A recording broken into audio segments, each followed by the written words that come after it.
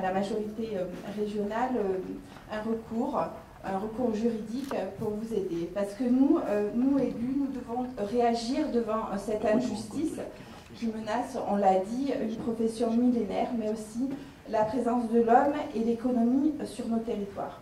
Donc, on va abréger pour aller au concret. Donc, partant de ce constat, il a été largement fait aujourd'hui, j'ai pensé qu'il fallait partir de la source du problème.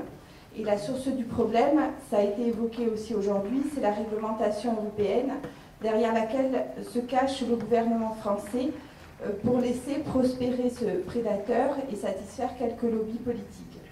Or, le gouvernement français a peut-être oublié les fondamentaux. En effet, la Déclaration des droits de l'homme de 1789 énonce les droits inaliénables reconnus à chaque citoyen français.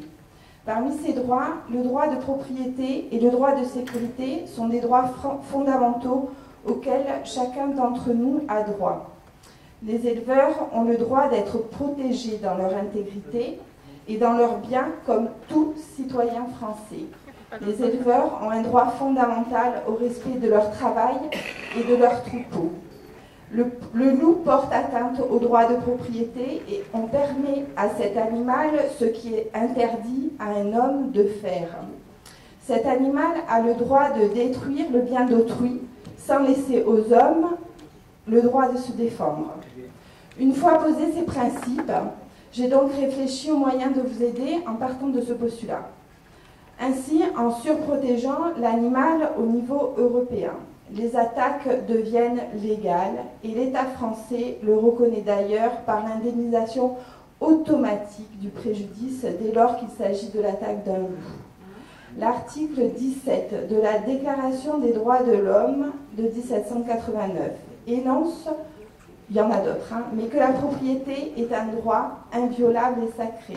Nul ne peut en être privé, si ce n'est lorsque la nécessité publique l'exige et sous la condition d'une juste et préalable indemnité. Il résulte de cet article constitutionnel 2 conditions pour porter atteinte à la propriété des éleveurs. Il faut qu'il y ait une loi qui l'autorise. Il convient de verser une juste et préalable indemnité. Ainsi, l'État français, qui reconnaît implicitement ces atteintes, puisqu'il reconnaît un préjudice et met en œuvre des mesures pour protéger la propriété et le travail des éleveurs, que tous ici, ce n'est pas besoin de vous convaincre, sont totalement inefficaces. Donc l'État français ne peut y porter atteinte sous couvert d'un traité ou d'une réglementation européenne que s'il existe une loi et surtout si l'indemnité doit être juste et préalable. L'indemnisation de l'atteinte à des droits fondamentaux ne peut être postérieure comme c'est le cas aujourd'hui. Je pense que l'indemnisation postérieure des éleveurs est illégale. Je vous propose donc de former des recours contre les décisions de la commission d'indemnisation en soulevant une atteinte aux droits fondamentaux des citoyens français que vous êtes. À l'occasion de ce recours, il conviendra de soulever une question prioritaire de constitutionnalité sur la base de ce que je viens d'exposer.